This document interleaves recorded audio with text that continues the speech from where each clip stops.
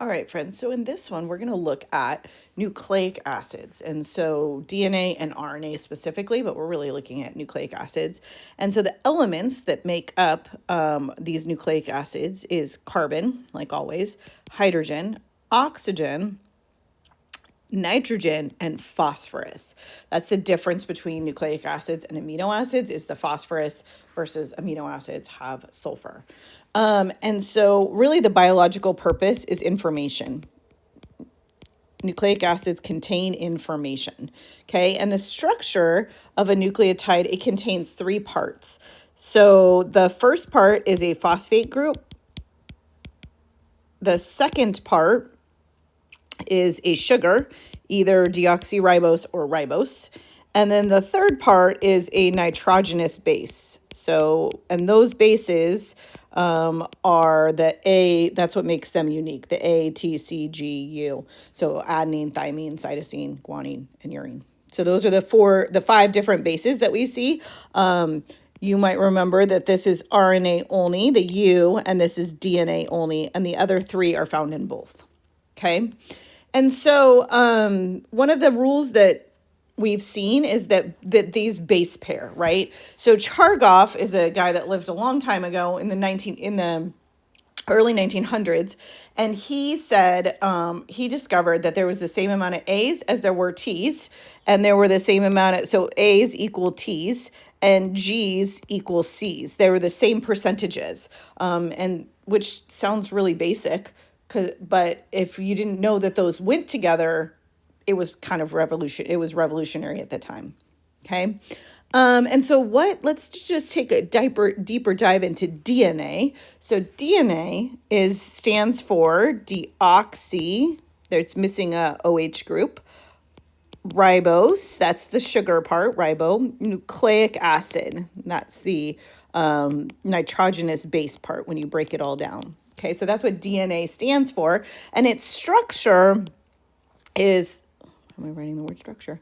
Its structure is a double helix. So it's double stranded and it twists in that very specific helical shape. Okay, and its job is long term, because if you're a eukaryote, the DNA lives inside the nucleus, and even if you're not a eukaryote, it's still that long term storage of information in all living things, in all organisms.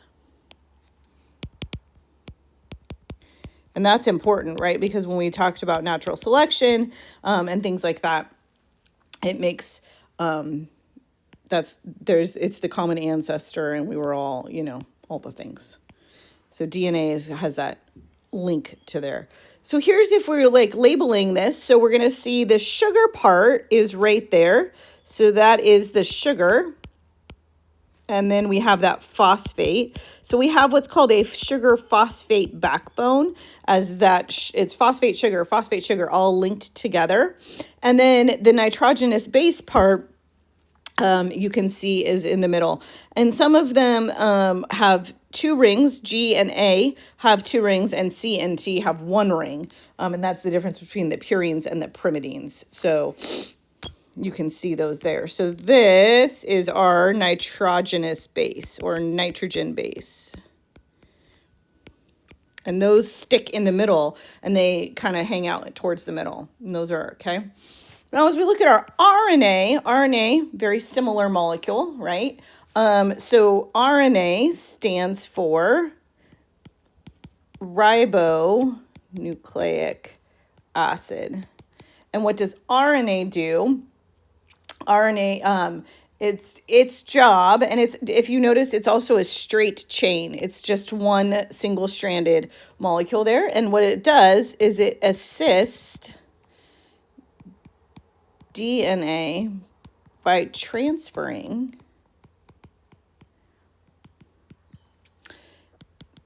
the code to the ribosome.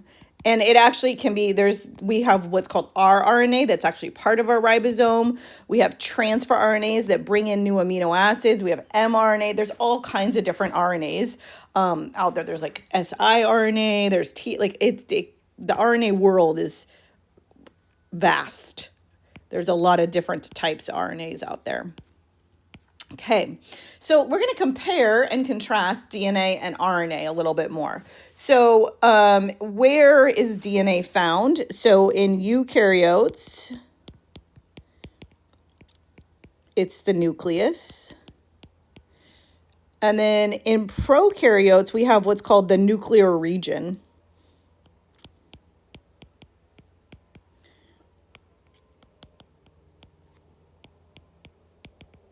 And RNA is found in the cytoplasm, and there's a lot of it, and there's a lot of different types, as I said. We already said DNA has two strands. RNA has one, is single-stranded. The type of sugar is we're going to have deoxyribose, and RNA is just ribose, hence the R of RNA. Okay, and then the nitrogen bases, we're going to have A is going to pair with T, and G is going to pair with C. Same thing over here. G is going to pair with C, but instead of T, we're going to have uracil instead of thymine. So adenine now pairs with uracil. Okay. And then the function, we have said this, but we'll just kind of continue to write this. It's the genetic code for all the proteins. That's its job. It's going to tell us how to assemble our amino acid sequence. Okay. And the function of it, of RNA, is going to deliver that and create and help create. So it's going to deliver that genetic sequence to create proteins. And then the proteins are the workers. They do all the jobs, right? So this is the information, and then they're going to make some proteins, and the proteins do all the jobs.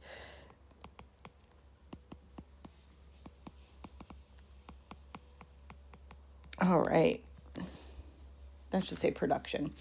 And so where do we get these monomers? Where do we get this information from? Well, you get it from your parents, right?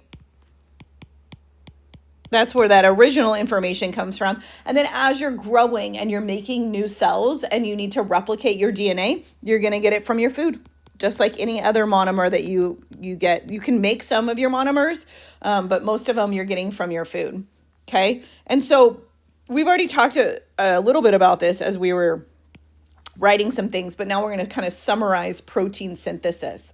So its DNA is going to get transcribed into RNA, which will then get translated into a different language of amino acids. And we know that when we assemble amino acids together, we make a protein.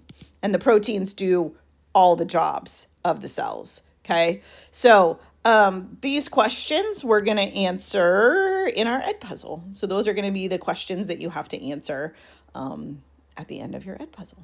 All right, so that's DNA. We will spend way more time looking at it in second semester, but this is kind of an intro to our nucleic acids now.